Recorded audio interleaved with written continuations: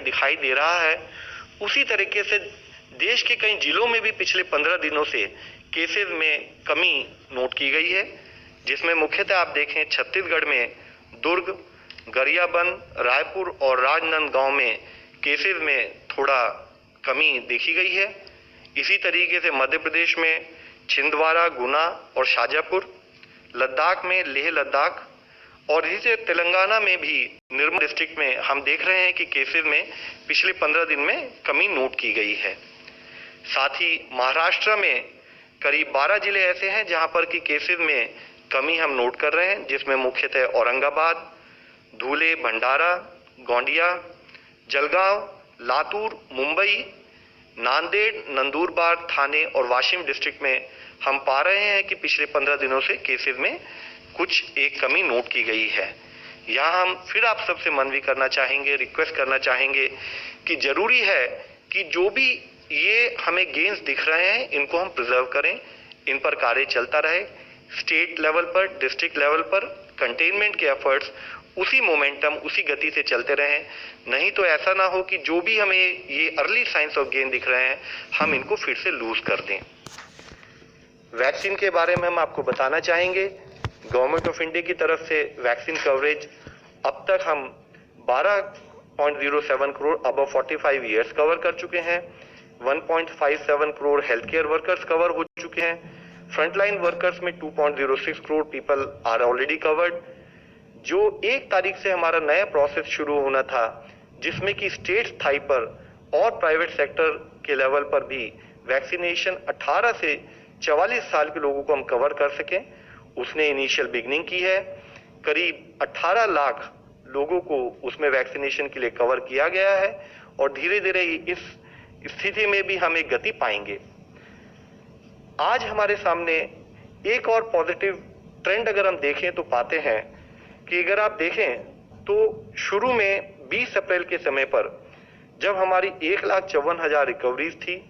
और हमारे 2,59,000 के करीब डेली नए केसेस आ रहे थे, तो हम देख रहे थे कि डेली नई recovery versus daily new cases में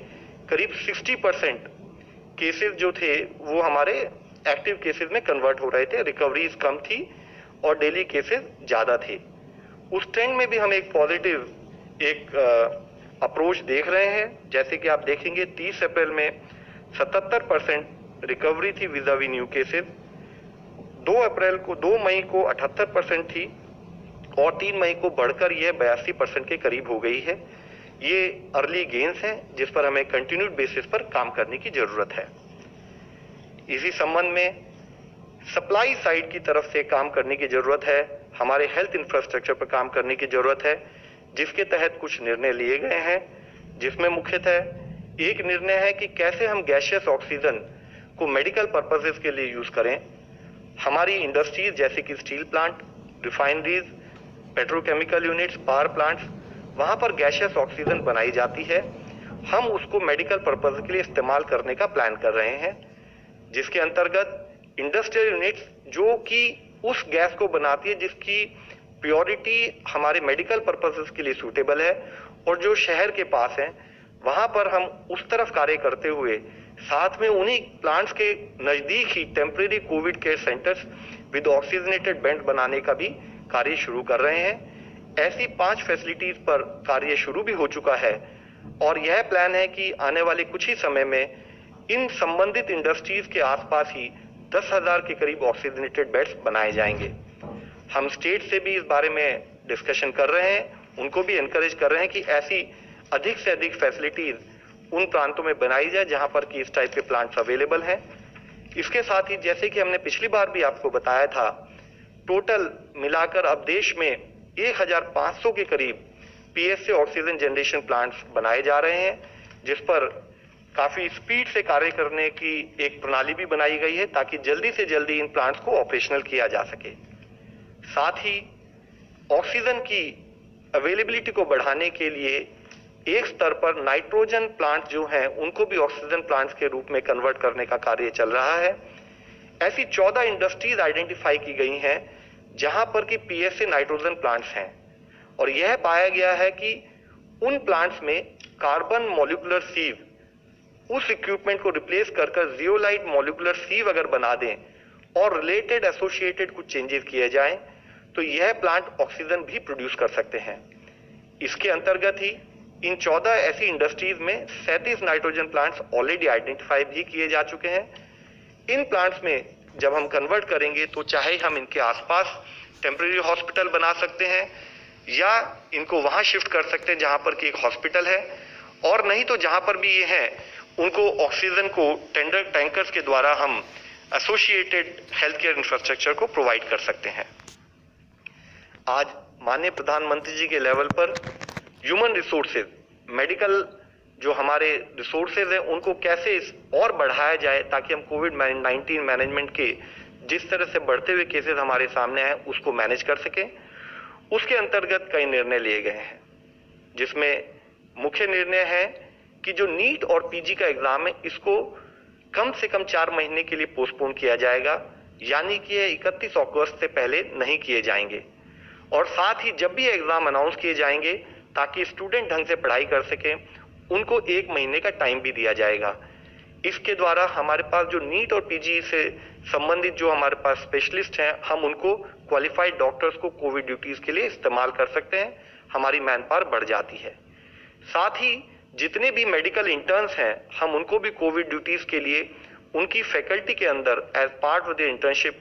इस्तेमाल करेंगे, जिससे कि हमारा medical infrastructure, medical human resources बढ़ सकें।